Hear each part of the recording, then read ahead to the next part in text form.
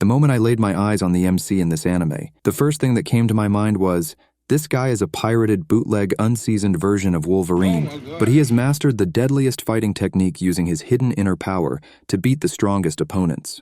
It all begins when a dog barks, alerting a hunter to the brown bear ahead. He aims and takes a shot at the creature. The echoes from the gunshot can be heard by a couple nearby. They get a little worried and head to a hut nearby to take shelter from the snow. All the while, the brown bear is still alive like 50 Cent after taking the bullet. It even gathers enough strength to eliminate the dog. It escapes and bumps into the couple just as they arrive at the hut. Fujimaki comes in clutch, standing between the terrified duo and the predator. The brown bear dashes towards him, but he times a perfect backflip kick that stuns the creature. The creature comes for more, so he judo throws the bear but sustains claw injuries to his shoulders. Fujimaki orders the couple to get to safety. He continues to exchange blows with the bear, which is crazy if you ask me. Fujimaki lures the predator to the cliff, where he unleashes the beast within himself to defeat it. Officer Taman hears about the incident and comes to investigate. After hearing the couple's testimony, he goes to the scene of the incident with the local cop, who reveals that Fujimaki is the man he's been looking for based on the description. The guy worked as a mountain help for about a year. His boss knew him to be an honest, quiet, and hardworking man. The local officer is surprised to hear that Toman has been following the guy for so long. It is revealed that 7 years ago Fujimaki eliminated a robber that broke into his master's house. He has been on the run ever since. The officers try to piece together the battle as they move through the scene. They arrive at the cliff and find the corpse of the bear. Upon closer inspection, Taman can see that the bear's jaw is fractured and its neck broken. He concludes that this is the Tiger King move used by the Takamiya school. During that interval, Fujimaki finds himself at a shady staffing service, and he's being taken care of. He gets sent to the doctor to have his wounds checked. The medic is astonished by how resilient his body is, as the injuries he sustained are almost gone. The doctor comments that just by looking at Fujimaki's body, one would believe that it's capable of defeating a brown bear. He even calls the guy a miracle, and informs Fujimaki that a wounded animal is more ferocious when he tries to downplay his achievement. The bear slayer wants to know the identity of the men in black that took him in when he was at death's doors. The fact that they patched him up and have given him a hiding place leads him to believe that they have been watching him this whole time. Kurogane comes in to check on Fujimaki, hoping that he's ready for the real work he has been brought to do. He's already aware that he's a wanted man. They go to an office where Kurogane reveals that a mysterious person called the Sergeant has put him in his care. Given his skills, Kurogane wants Fujimaki to fight someone called Shino. He calms his inner wolf and refuses, stating that he doesn't fight humans. Their conversation ends when a nun takes Kurogame's attention. Fujimaki also leaves, but he's warned that there is no escaping the sergeant. He goes back out to work and sees a commotion between the thugs and the students of Shino's dojo. Their master comes and quickly puts an end to it. His daughter is with him and pulls a face to the thugs. Shino and Fujimaki exchange a glance. One of the worker explains that Kurogane is after the dojo, so he's trying to put Shino out of business by scaring away his students. The master is a legend for winning the famous Hokushinkan tournament, and he made a lot of money when he opened his dojo because of his achievement. But his loss in the first round of the tournament 3 years prior, as well as his issues with Kurogane, has led to the business going down. One of the workers thinks that their boss wants to eliminate Shino himself, as there are rumors that he's part of an organization that headhunts martial artists. In the interim, Taman meets up with Seiko, the daughter of Fujimaki's master. He informs her of his recent escapades. She later reports to Izumi how his student defeated a bear, and he's impressed. Meanwhile, Tanba asks Fujimaki the directions to Shino's dojo, which he gives him. The stranger can see that the bear slayer is a fighter, but he denies this. Tanba can see that he's capping and proceeds to the dojo looking to challenge the master, but only his senior apprentice is in. They end up fighting, and Tanba beats him. All the while, Shino holds a lesson for the police officers. He overhears some officer talking about how Fujimaki fought a brown bear. The master recognizes the face when he sees the poster. Later that night, the bear slayer is ambushed and beaten by the thugs from his workplace because they don't like him. Tanba stumbles upon the commotion while jogging and decides to interfere by beating the guys up. He's confused as to why Fujimaki didn't easily deal with them. The guy's inner beast is raging to fight Tanba, as it can tell that he's strong, but he quells it. Tanba can also sense that the man before him is strong and wishes to fight, but stops when he sees that his bear wounds haven't healed. Shino also does some research on Fujimaki, his master, and the Takamiya style. He clenches his fist, eager to fight them. In the meantime, the thugs report their loss to their boss when Chisaki throws a stone, shattering the window. The thugs chase after her, but Fujimaki hides her. This triggers a vision of the day he eliminated the robber. The two head to the park when the place is clear. He buys her a drink to calm her down. The girl discloses her frustration with her father and how he changed after his loss. Fujimaki informs her that starting trouble with the thugs will not help her father, and he also lets her know that Shino is currently battling with his inner beast, but he assures her that he will overcome it. She thanks him for the drink before leaving. During that interval, Taemin has tracked Fujimaki and gets a report from the local station about his encounter with the thugs. The Bear Slayer feels like it's time to leave the area, but he spots Chisaki getting taken by the criminals. They use her phone and call her father to let him know that they have her. Fujimaki catches up when they stop at a bamboo forest and mercilessly beats them up for their transgression. Shino arrives to find that the threat has already been neutralized. He tells his daughter to go home because he wants to talk to the Good Samaritan. The master challenges Fujimaki to a duel as soon as he confirms his identity. Shino notes the features of the Takamiya style as they face off, but the master stays true to the aggressive Hokushinkan style and starts with a kick. But Fujimaki evades and counters with a back kick that stuns the master. He follows up with some strikes, but Shino recovers and blocks them, while commenting on how the Bear Slayer reminds him of the guy he lost to 3 years ago. The dojo master then goes on the offensive, landing some blows. Each fighter acknowledges the other's skill. During that interval, Chisaki alerts Shino's students to the duel she suspects is going on. The fuss catches the attention of Taemin. Back in the forest, the duel is reaching its climax, and after an intense exchange, Fujimaki wins with the same throw that ended the robber. He alerts Shino that the full technique slams the opponent into a rock. The master makes it clear that this loss was his own, and not that the Takamiya style won against Hokushinkan karate. By the time Chisaki and the others arrive, Fujimaki is long gone. Taemin also gets to the scene and introduces himself. But Shino and his daughter don't want to talk after being shown the wanted poster of Fujimaki. The thugs try to take out their frustrations out on the officer, but he slams their leader to the ground. Elsewhere, Shozan, the founder of the Hokushinkan style, is looking ripped as he does some training in his office. Himikawa interrupts to report that Shino is retiring as a competitor. Shozan feels like it's a good decision as he can focus on teaching. The rumors state that it's because his senior student and him was defeated. Shozan is already aware that the student was beaten by Tamba. However, the founder is sure that the unknown guy who defeated Shino is a tough fighter, and he's trembling to meet him. Himikawa continues his report, stating that some students that use their style are riled up, feeling like their honor is at stake. The fighter Baba and a few others have set off to look for the perpetrator. Shozan is okay for them to go and take their revenge.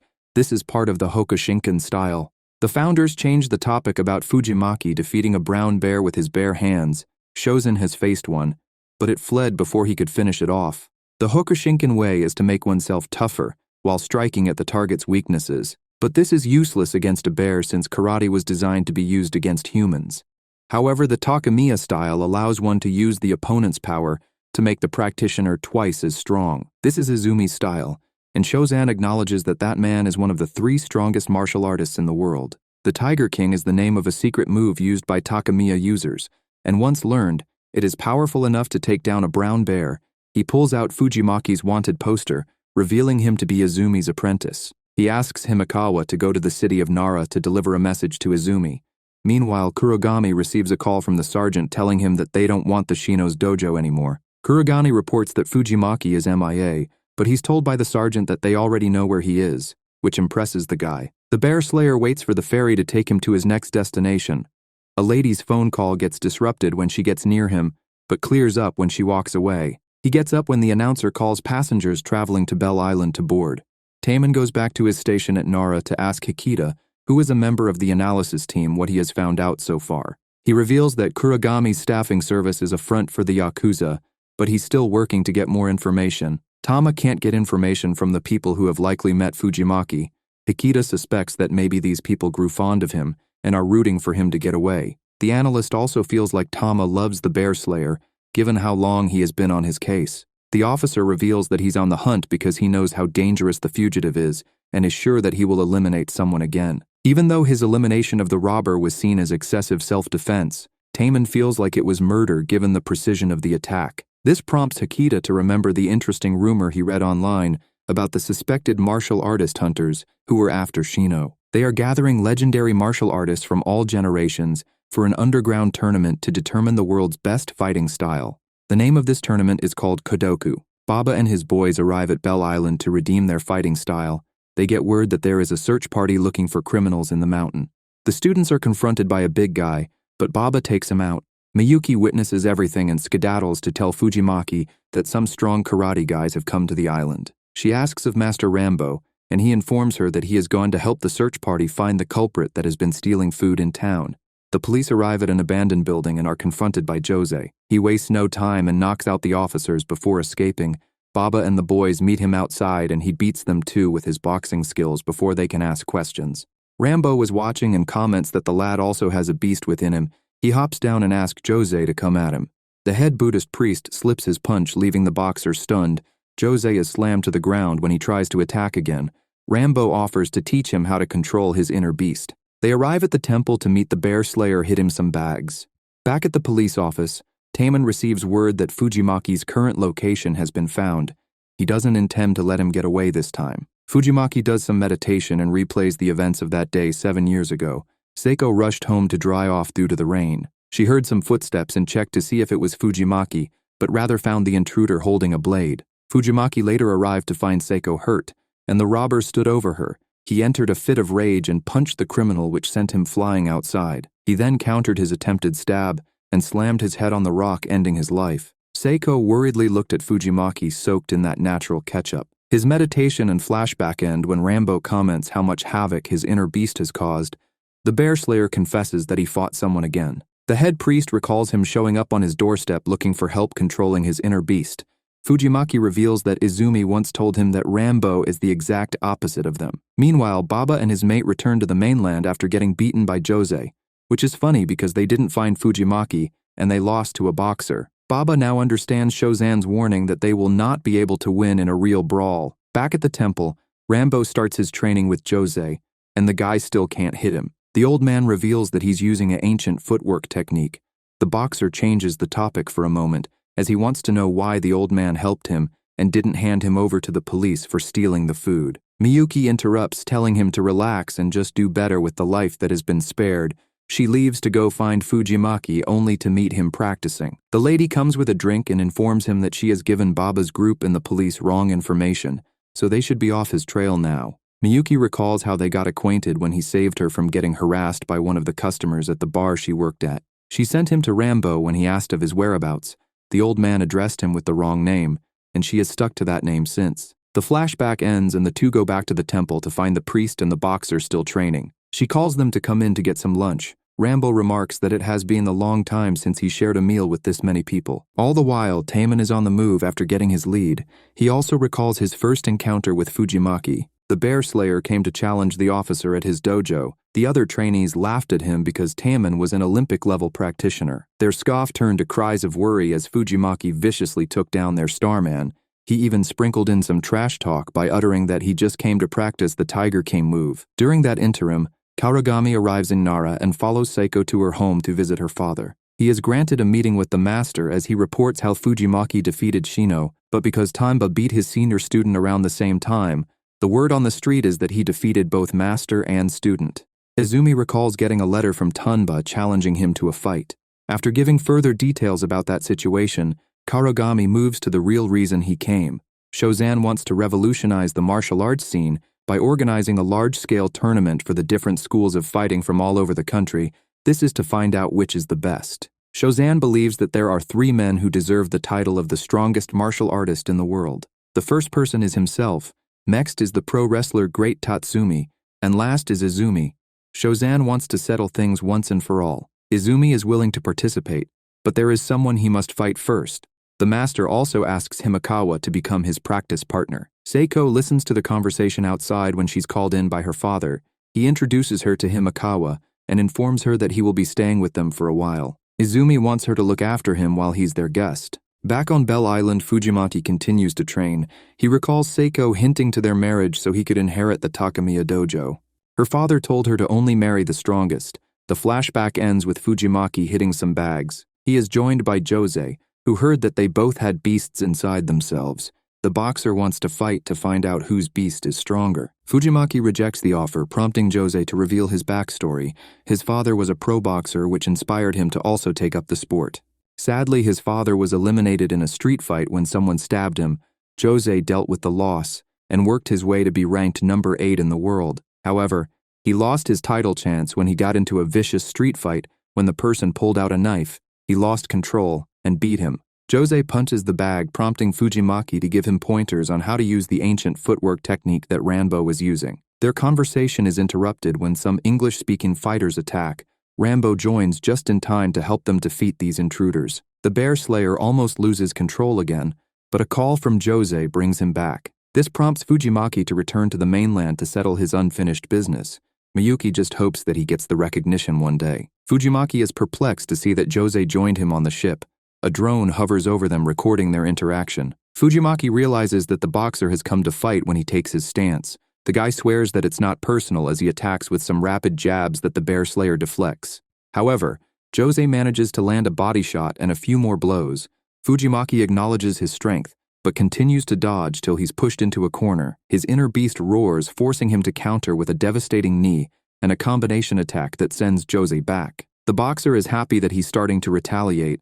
Jose has also figured out the ancient footwork technique. As they clash, the boxer reveals that he learned Brazilian jiu-jitsu to better prepare himself for the Kodoku tournament. Fujimaki doesn't understand what he's alluding to, but he still ends up dislocating Jose's arm, leading to his loss. Their fight is interrupted when the sergeant and doctor come down in an aircraft. She congratulates Fujimaki for defeating Jose. This has given him automatic entry into the Kodoku tournament. She is the one in charge of organizing the competition. But Fujimaki is not interested in participating. She catches his attention when it's revealed that he'll be taken off the wanted list if he wins. The Bear Slayer still refuses. The shady doctor that treated him discloses that they implanted 10,000 dormant eelworms in his body while he was recovering. They are embedded with machines and will end his life. This was done to make sure that he cooperates. The only way to neutralize them is with the antidote which is in their possession. If he gets to the final of the tournament, they will give him the antidote before his fight. The sergeant is willing to go to such extreme lengths to get him to participate, because they have reason to believe that he might be the strongest fighter alive based on evidence they have gathered. The brown bear incident wasn't enough to convince some members of their society, so they had him fight Shino, which has gained him a reputation.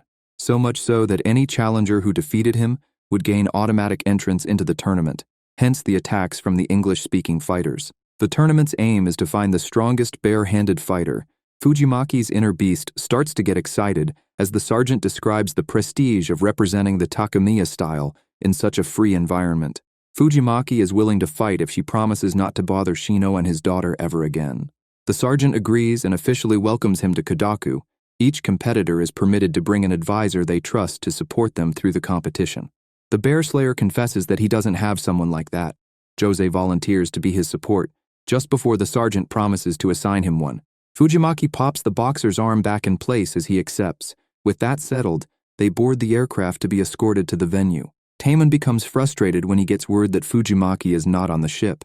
Meanwhile, the Bear Slayer arrives at an abandoned resort. The officials will decide the pairing, and advisors are to leave the scene when the fighting starts.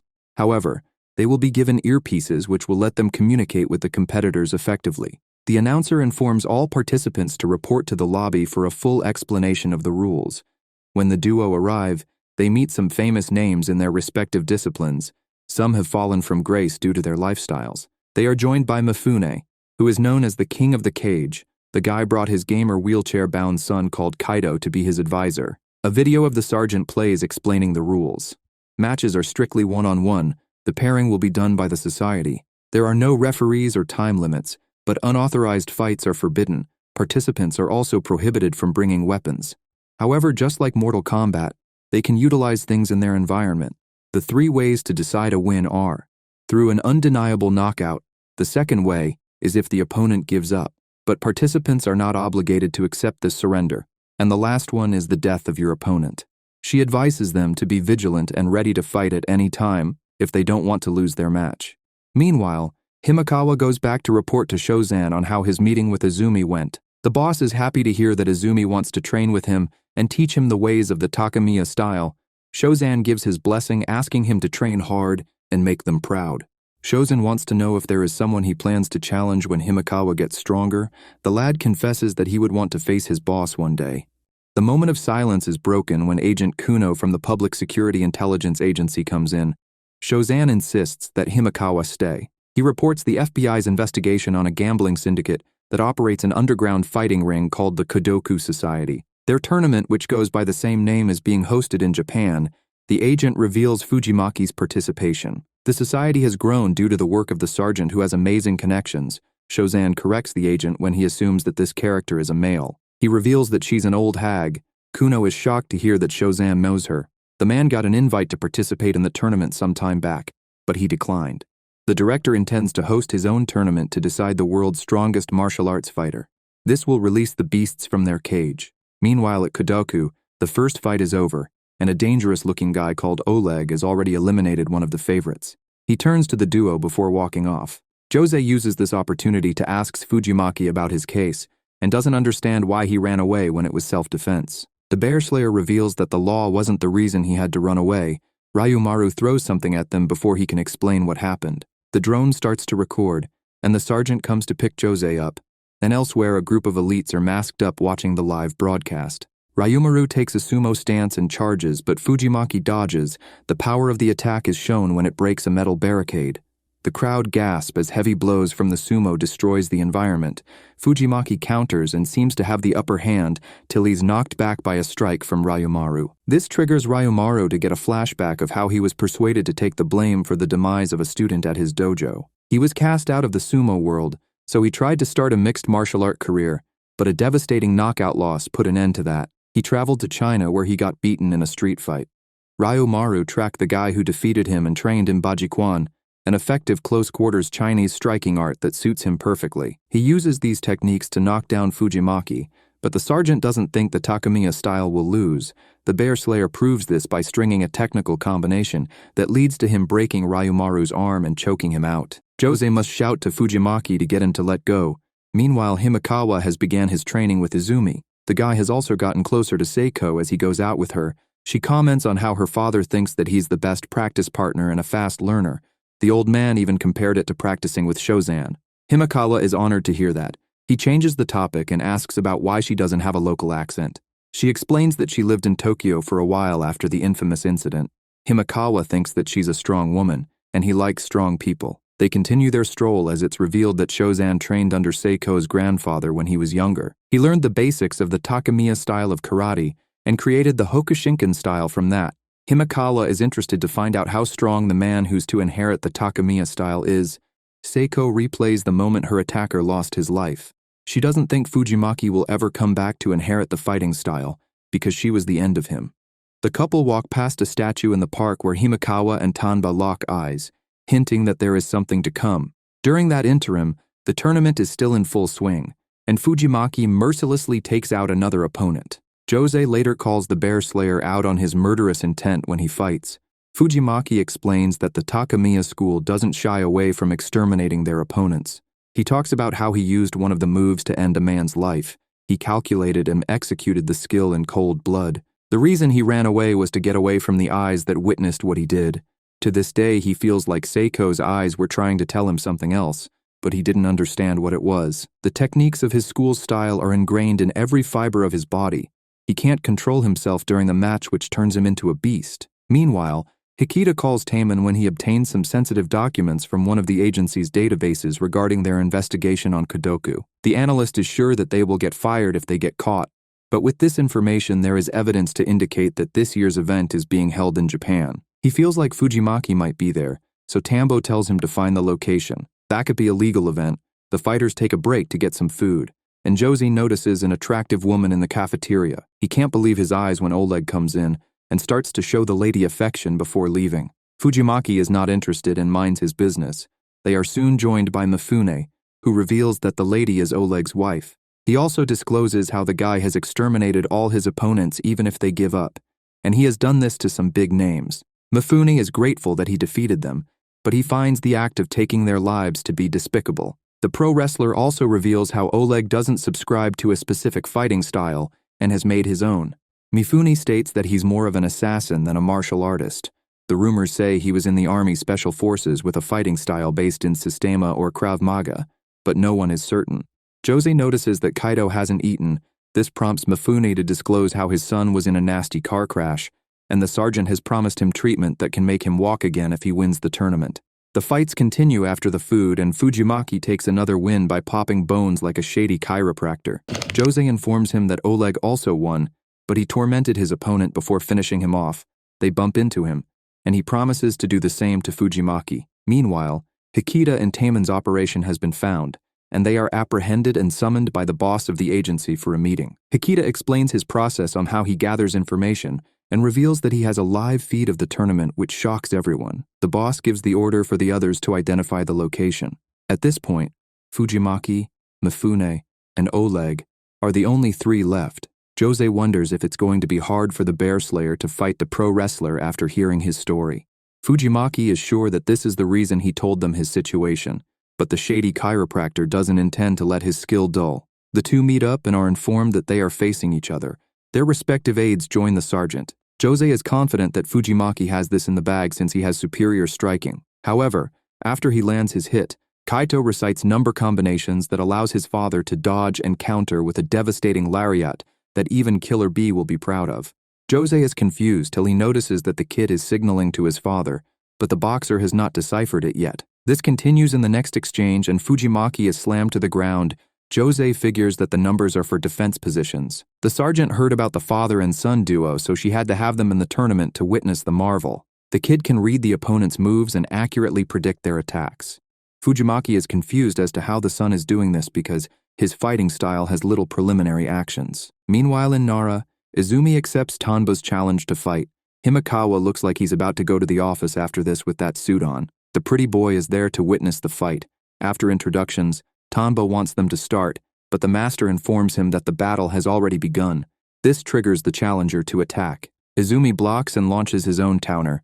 Himekawa notices that the old man is exclusively targeting vital spots, and with deadly precision. Tanba acknowledges Izumi's power after taking those blows, but the young man quickly turns the tables and chokes the master out. He also repeatedly punches Izumi when he tries to get up till he's completely knocked out. Himekawa can't help but comment on how excellent the fight was, and wants to know about the unorthodox submission Tanba used. Pretty boy checks Izumi and confirms that the damage is nothing critical. Tanba asks him if he wants to fight, but he declines but expresses his interest in fighting him in the future. Himekawa suggests that he will put Tanba in the same state that Izumi is currently in when they match up. Things switch back to the Fujimaki fight, and he's on the back foot, till he increases the ferocity of his strikes, which overwhelms the kid. This allows the shady chiropractor to get hold of Mifune. Jose begs for the wrestler to yield, but he refuses till both his arms are broken. Kaito shows a rare moment of emotion as he worriedly calls to his father while using the railings to stand up. He apologizes for not giving better instructions. Fujimaki expresses his respect for pro wrestling after facing the style. Taemon was watching and couldn't believe that his nemesis won. They arrived at the location of the fight to find it completely cleared out. The finalist is given his antidote as promised and informed that Izumi was defeated by Tanba, which fills Fujimaki with rage. Tiena's advisor are taken via helicopter to a jet carrier where the final match will be held. All the while Izumi is left to recover as Himekawa details the fight to Seiko. She is happy to hear that it was a good duel. Even if he passed away, the lady would have said the same thing. Although she thought that he would be the one to defeat his father, she confirms that Himekawa has never lost a fight before. He tells her that he has one match that is still not settled, but he broke his arm during the first round. Himekawa doesn't intend to lose to anyone until that fight is settled. She leans in to kiss him after hearing this. Her action stuns him a bit, but deep down he knows that his continuous rizzing has worked. He gets a phone call from Shozan regarding Fujimaki and leaves. During that interim, Taemon is ordered to keep the case a secret from everyone, including his superiors. Hikita is offered a job at the agency after the skills he showcased. When the boss leaves, he informs the officer of Izumi's loss. A couple of days pass and Shozan and Himekawa are on the jet carrier to witness the final fight of the Kodoku tournament. The sergeant is honored to have them witness this historic fight. Fujimaki and Oleg are brought up to the main platform. It is revealed that Himekawa fought Oleg when he was traveling the world to perfect his combat skills. He's the one who gave the guy the nasty scar on his face. Their fight was interrupted by the police before a victor could be decided. Shozan is surprised to hear that Himekawa couldn't finish him off. The two finalists square up as the sergeant begins the fight. Fujimaki goes on the offensive and gets Oleg in a submission hold, but the guy bites him like one would a burger to get him to let go. The crazy guy watched too much Twilight and gulps the red residue. The two trade blows in an intense exchange. Oleg's special assassination fighting style is on full display. Shozan is sure that he could eliminate an armed opponent with ease. Oleg ends up getting the advantage with the ground and pound. His wife gives him a look to keep going, but Fujimaki gets another submission hold. Things flash back to show how Oleg saved his wife in a war zone. The assassin manages to get out with an eye poke. Fujimaki smiles as his inner beast is about to run wild. The bear slayer notices that the wife has a similar look in her eyes that Seiko had on that day. He takes a few of Oleg's blows, and when he gets the rhythm, he executes a perfect Tiger King. Shozan is impressed since it's his first time seeing the legendary technique. Himekawa now understands why he was taking the blows. Jose can't believe that the shady chiropractor won. After seeing that fight, Shozan is eager to challenge Fujimaki. All the while, Oleg's wife kicks him for losing. The sergeant starts to discuss the arrangement for his freedom, but he rejects it and asks they clear Jose's name so that he can box again. He has unfinished business in Japan. His next target is Tanba for beating his master. The advisor is stunned to hear this. During that interval, Taemin goes to visit Izumi after hearing he took that big L, but he's glad to see that the master has recovered. Izumi talks about how a martial artist fears his body aging more than anything else, because no matter how hard one trains their body, old age turns the greatest master into an ordinary. He also talks about how martial arts are about learning skills that one can use to eliminate an opponent. Slamming a foe onto a stone and breaking joints with locks are the essence of the Takamiya style, and Fujimaki shows evidence of using them to its full potential. The master reveals how the bear slayer's parents met their demise by a home invader when he was a child. Taemin doesn't think it gave him the right to end the intruder's life 7 years ago. Izumi also thinks that his student's actions were unforgivable. I personally beg to differ, given the crimes of the burglar. Taemin changes the topic to Tanba's whereabouts because he's looking for the guy. Izumi confesses that he's been teaching him the Takamiya style. He's not sure how Fujimaki will react if he hears all of this. During that interim, Himekawa and Seiko get some lip time.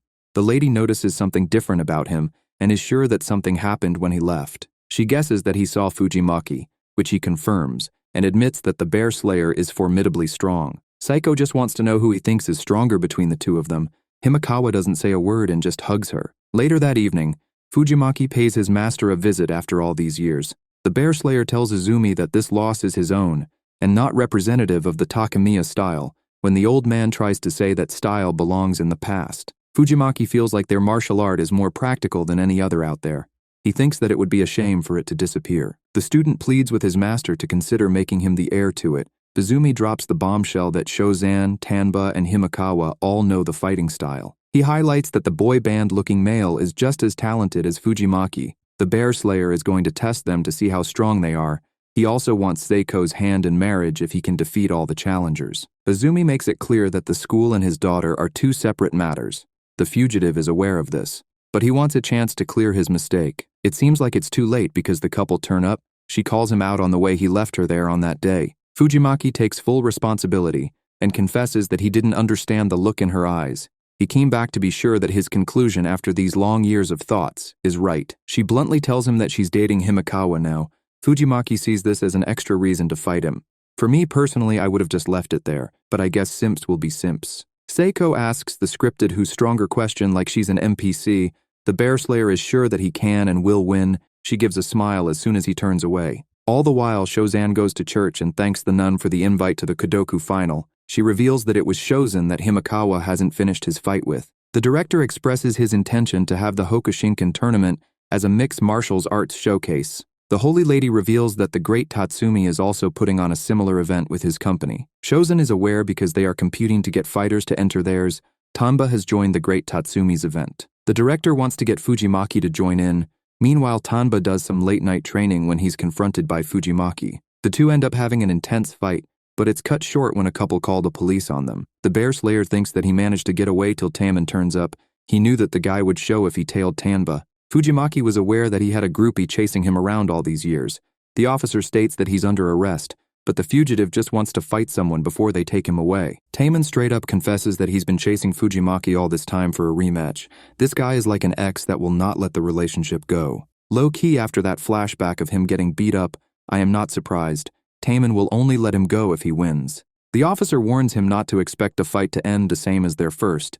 It ends just like that with a devastating Tiger King that makes Taemin eat authentic concrete seasoned with sand. Fujimaki bows over him before running off. The great Tatsumi's event gets held with Tanba, facing the formidable Tsutsumi in an exciting match. Elsewhere, Himekawa prepares for the Hokushinkan tournament by having someone strike towards him with a real blade. He ends up getting a little cut on his neck. We cut to Taman, who is recovering in hospital reading a magazine, which shows that Tamba won his fight using the Tiger King technique. He is sure that Master Izumi taught Himekawa the move too, and hopes Fujimaki will be careful when facing them. The Bear Slayer takes shelter in the Fune's place while he prepares for his fight. He also sees that Tanba can use the Tiger King, but he's not fazed. Meanwhile, at Hokushinkan H2, Shozan is confident that his event is going to be better. Himekawa notices that Tanba's Tiger King was a little bit different from Fujimaki's. The director reveals that the Takemiya style leaves room for variance. The day of the event comes and Izumi and Seiko go to watch. The tournament begins and Himekawa makes it to the final with a perfect performance, even showcasing his variation of the Tiger King move, and it's like Liu Kang's bicycle kick. The final match is between Himekawa and a wrestler who's also good at striking. Fujimaki sneaks into the wrestler's changing room and knocks out the finalist and his trainer. He then steps out instead of him to challenge Himekawa.